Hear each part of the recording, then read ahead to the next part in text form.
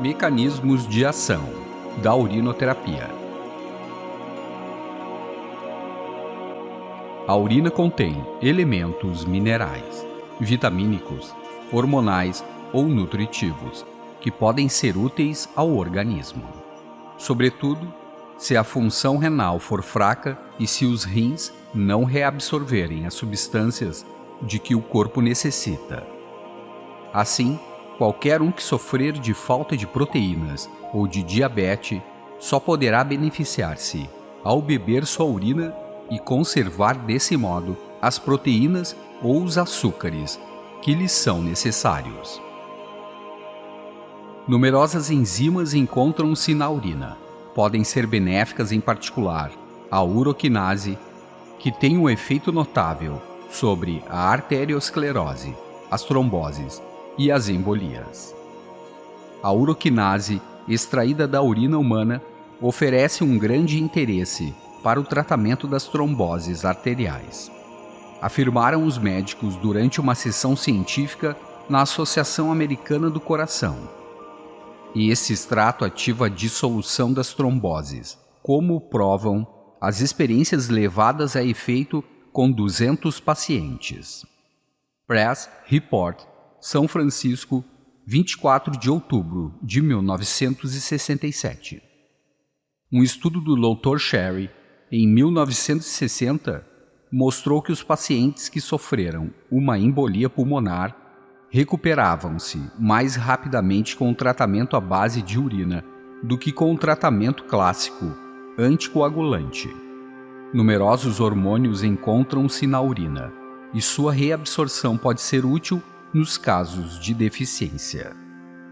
O sábio Jan Hostan escreveu: encontram-se na urina hormônios hipofisários, suprarrenais e sexuais.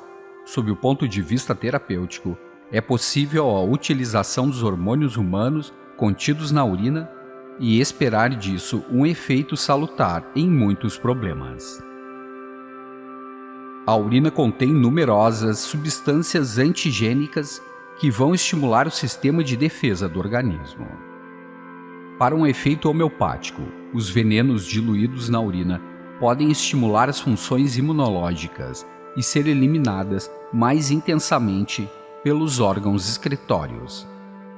Anticorpos também estão presentes na urina, e sua absorção por via oral pode ter um efeito útil em caso de fraqueza imunológica.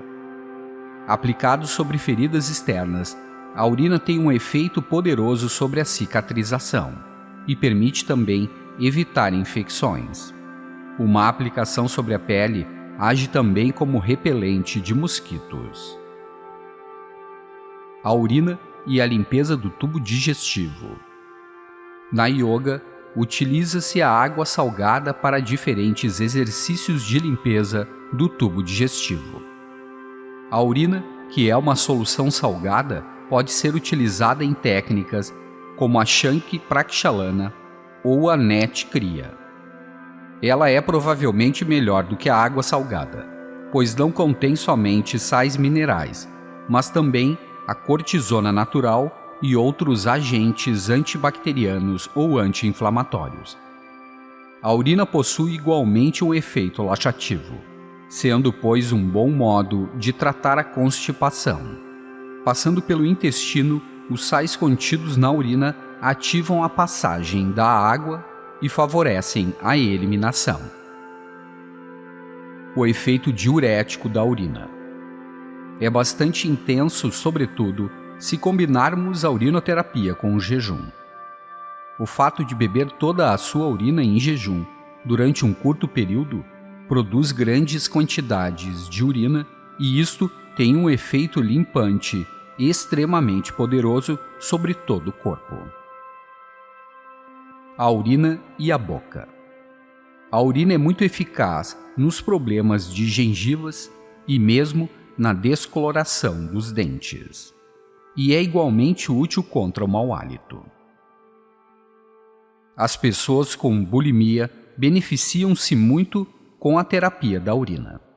A urina regulariza a digestão e acalma o apetite. O fato de beber sua urina muda a relação consigo mesmo e leva-o a respeitar muito mais o seu corpo. As crianças urinam na terra e até bebem sua urina sem nenhuma repugnância. A repulsão pela urina é ensinada nos países ocidentais, porque os pais têm conceitos educativos limitados e porque aprenderam a ter mais confiança na química do que na natureza.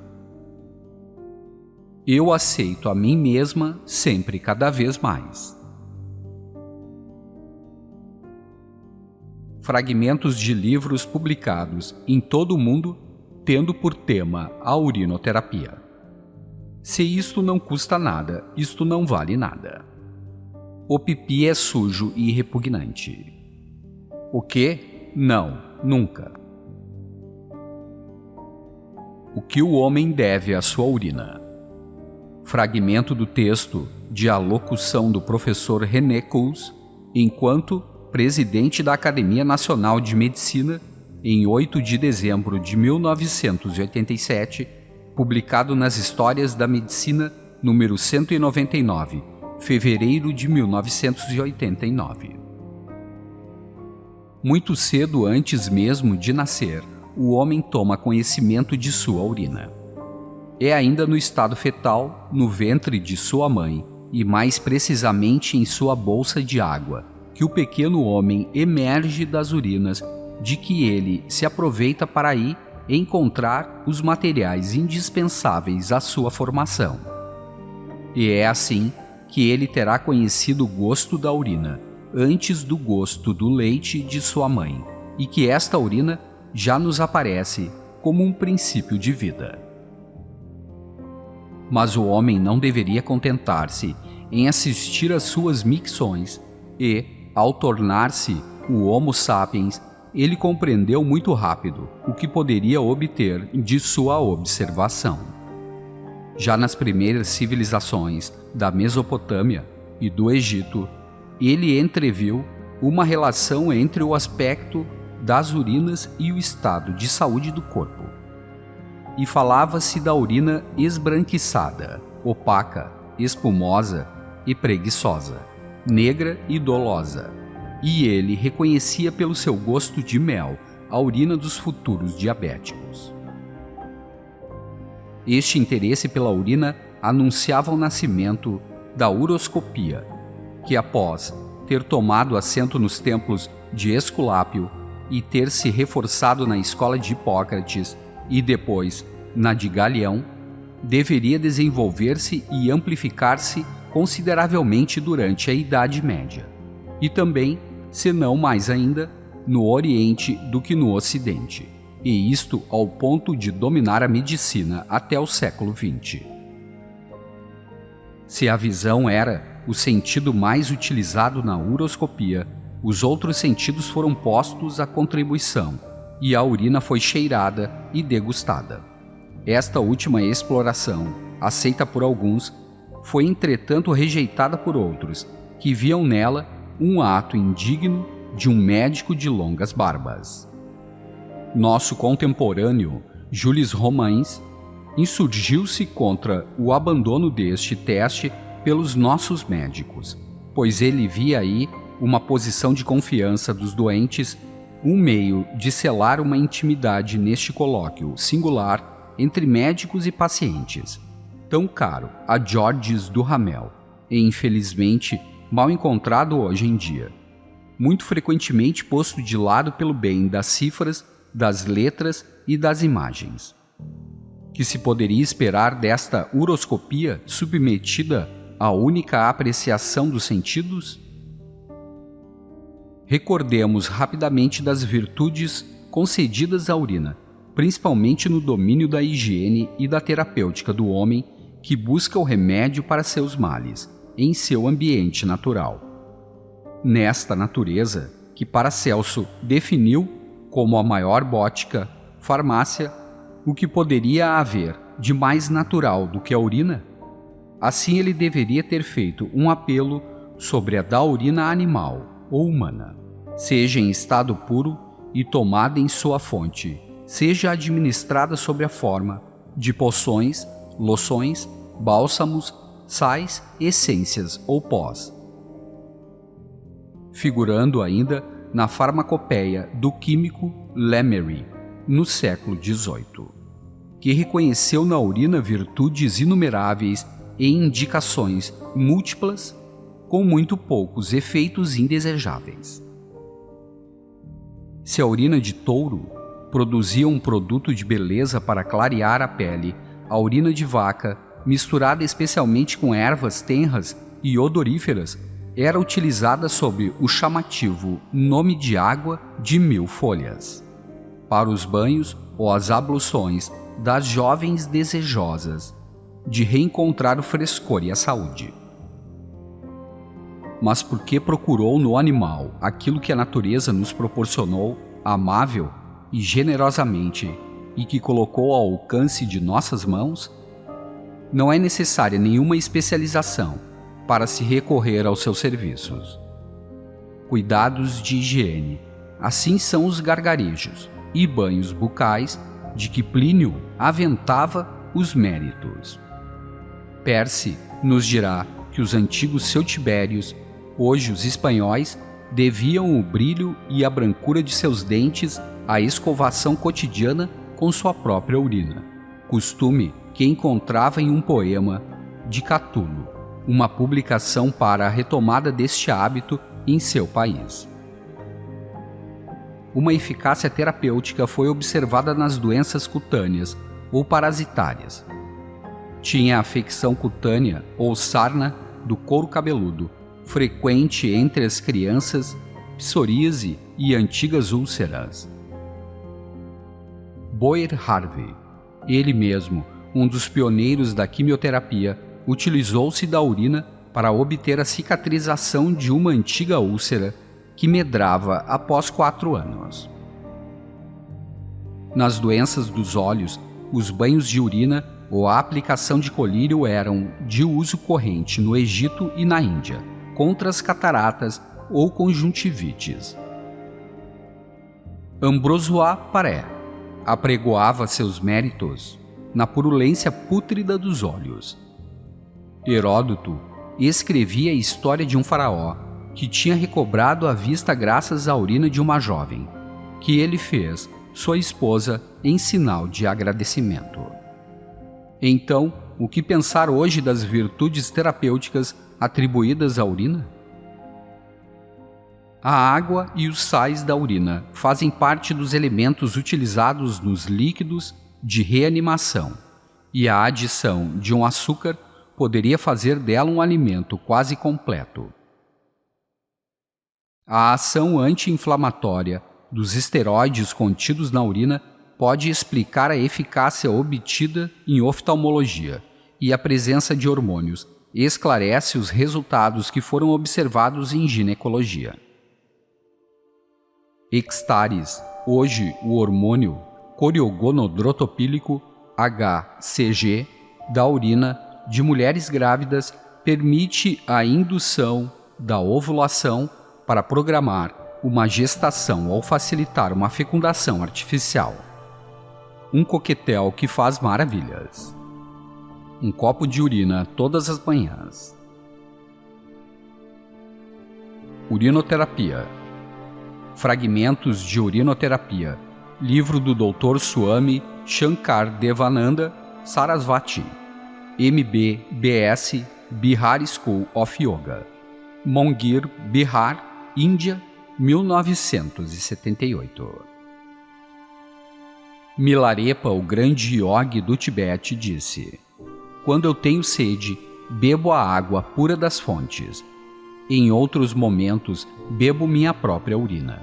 É o fluxo da fonte de compaixão, e ao bebê-la, eu bebo o néctar dos deuses. No Dhammatantra, texto sagrado de há 5.000 anos, encontra-se a seguinte referência: Ó Parvati, aqueles que são alunos da estrada espiritual podem progredir pela meditação, a disciplina e certos métodos práticos que favorecem a evolução espiritual. Assim, por exemplo, eles podem recolher sua urina em instrumentos de ouro de prata, de cobre, de ferro, de zinco, de terracota, de bambu ou recipientes feitos de coco ou de osso, em cobre ou em folha de vegetal. Mas de todos esses recipientes, são os potes de argila ou de cobre os melhores. Durante alguns dias, o aspirante espiritual evitará os alimentos salgados ou temperados, comerá em pequenas quantidades e evitará praticar muitos exercícios físicos. Ele dormirá sob o sol e depois levantará cedo pela manhã. Entre 3 e 4 horas, de preferência, e urinará em direção ao leste. Ele não utilizará o primeiro fluxo de urina, nem o final do fluxo. Ele só utilizará a urina do meio. Do mesmo modo que a serpente contém os venenos em sua cauda e em sua boca, o mesmo acontece com a urina. É por isso que apenas a urina do meio é utilizada. Shivambu, nome indiano da urina, é como um néctar divino, que faz fugir a doença e a velhice. Aquele que aspira a estrada mística começará, pois, pela manhã, a beber sua urina. Depois fará sua prática de meditação e de yoga. Antes de beber sua urina, o aluno espiritual limpará a sua boca. Se ele fazer isso durante 1 mês, todas as doenças desaparecerão de seu corpo e este será purificado e limpo de uma maneira notável. Ele pode também absorver a urina pelo nariz, o que evita um grande número de doenças, facilita a digestão e torna o corpo forte e poderoso. Ele pode igualmente massagear-se com a urina 2 ou 3 vezes durante o dia e 2 ou 3 vezes durante a noite, o que reforça as articulações e favorece uma vida longa. Ó Parvati, aquele que bebe sua urina 1 vez ao dia e massageia o corpo com ela, gozará de uma grande força física. Jogará a doença para sempre longe dele. Tornará mais aguda as suas capacidades intelectuais e viverá tanto tempo quanto as estrelas e a lua no céu. Em um outro texto sagrado está dito: a urina é um grande purificador do corpo, que afasta todas as impurezas. É um verdadeiro néctar que permite experimentar uma grande quantidade de poderes sobrenaturais. A urina pode também fazer desaparecer os sinais de senilidade ou tornar as mulheres férteis. O conselho de um yogi. Eu conheço muito bem a urinoterapia e fiz várias experiências pessoais. Certamente eu não a utilizei com finalidades terapêuticas. Eu não estava doente, mas sim a fim de cumprir o Vajroli Kriya, aspiração pelo nariz. Estou convencido de que aqueles que querem aperfeiçoar o Vajroli devem passar pelo processo da urinoterapia. De 1943 a 1978, jamais constatei maus resultados nos tratamentos com urinoterapia. Recentemente, um doente grave pediu meu conselho sobre a urinoterapia. Eu lhe sugeri fazer a experiência, a fim de que ele comprovasse por si mesmo. Hoje, 2 meses depois, ele está completamente curado. Do ponto de vista médico, se a urinoterapia demonstrou ser menos perigosa que a utilização de drogas, hormônios sintéticos e outras substâncias químicas, se ela é menos prejudicial do ponto de vista alimentar que certas bebidas artificiais, se provoca menos toxinas que uma alimentação à base de carne, se o seu consumo é menos desagradável que aquele de gelatinas à base de cascos e tendões de animais, então estou certo de que ela é um benefício para a humanidade. Eu estou pessoalmente convencido de que devemos falar de urinoterapia por meio dos fatos e da maneira mais franca, clara e direta possível. Então, a humanidade poderá descobrir que há muitas vantagens escondidas na ciência da urinoterapia de que ela poderia crer a princípio. Swami Sarasvati, 1978.